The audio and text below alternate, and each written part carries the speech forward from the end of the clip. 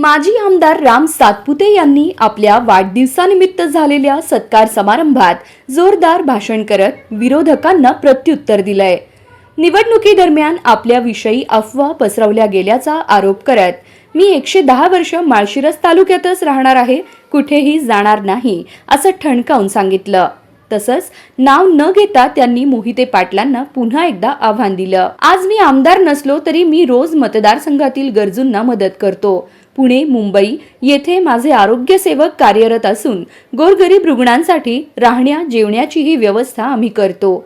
येथील नेते सर्वसामान्य जनतेला चरख्यातून ऊस काढल्याप्रमाणे रगडून मारतात। मी कोणत्याही व्यक्तीच्या विरोधात नाही, पण या विकृत मानसिकतेच्या विरोधात संघर्ष करणार आहे असं सातपुतेंनी ठणकावून सांगितलं।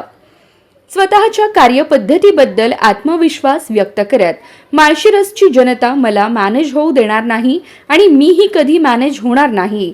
मी जेव्हा लढतो तेव्हा संपूर्ण ताकदीने लढतो असं म्हणत त्यांनी भविष्यातील राजकीय रणनीतीचा संकेत दिला।